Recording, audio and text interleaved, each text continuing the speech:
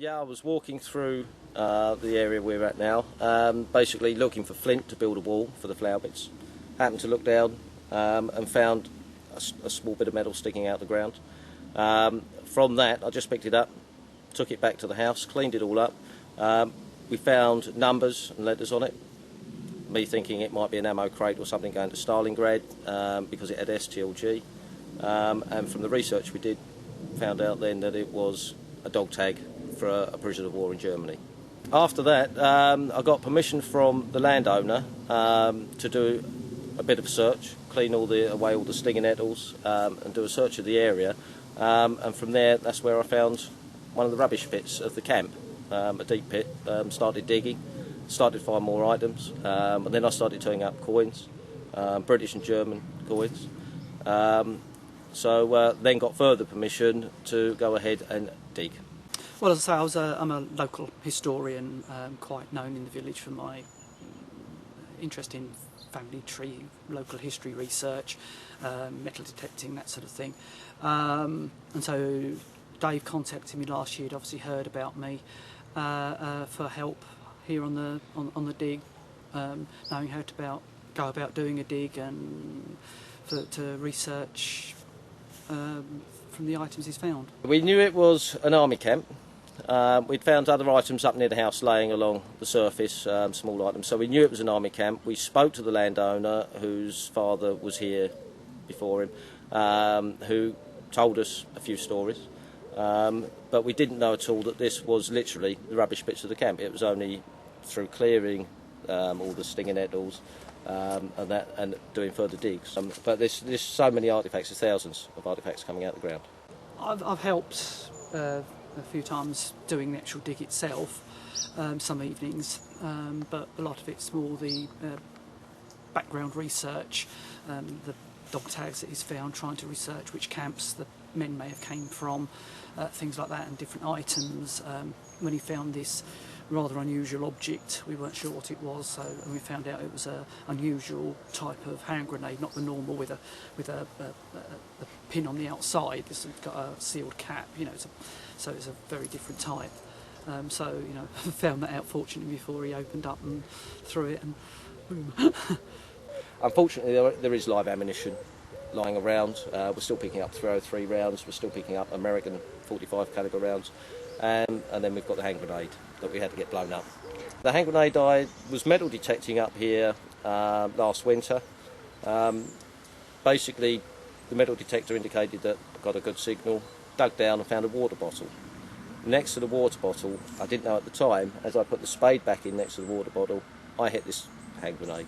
Unfortunately, it didn't go bang. I've had it up here for several months before finally getting in touch with the police, who then sent the RAF bomb disposal up, who once they knew what type of grenade it was, said it was very unstable and needed to get blown up.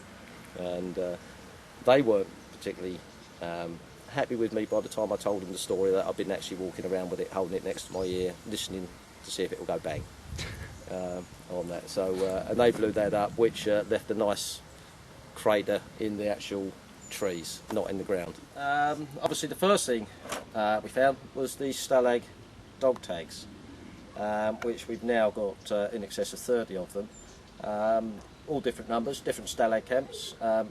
With these we're hoping to trace obviously the soldiers that owned them at some point.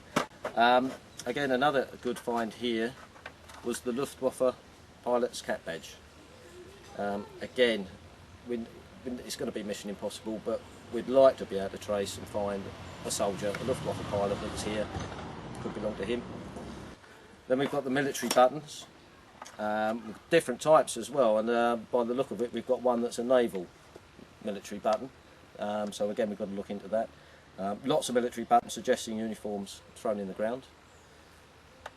We've then got shoulder titles telling us different regiments that were here. One obviously the Suffolk Regiment. We're actually in touch with the Suffolk Museum to find out how many of their men were here and what dates. But then one we haven't been able to track at the moment is a brass shoulder title that says IGSC. Doesn't come up on any British regiments, so again we're presuming Gurkhas, an Indian regiment on that. Then you've got the personal items from the soldiers, razors for example. You won't see many like this today with all the blades, pulling out razors. We've got combs here. Again, hopefully an indication that we've had US Army here because we've got combs with the US Army printed on the side of them on that. So hopefully we'll find that we'll get more American stuff coming out of the ground. We then have part of a hand grenade which we dug up. It's not the standard type that you'll see on the films. It's an American-made hand grenade, and that we've had one obviously blown up with the RAF bomb disposal. This was a part of an hand grenade I found, indicating again we will find more. Then again you've got personal items that the military have given the soldiers. You've got the mess tins on that one. This one's a kidney mess tin I believe, but unique on this one is we have a soldier's name scratched in the bottom. Whether it was an Italian prisoner of war that was here or whether it was an American that was here. Again, we've got to research and try and locate that name and put an individual to it. But we've got ammunition clips. Again, we believe these might be American ammunition clips. They certainly don't fit the 303 rounds. We've tried that. You know, we need to talk to specialists on that to find out whether what gun they were for.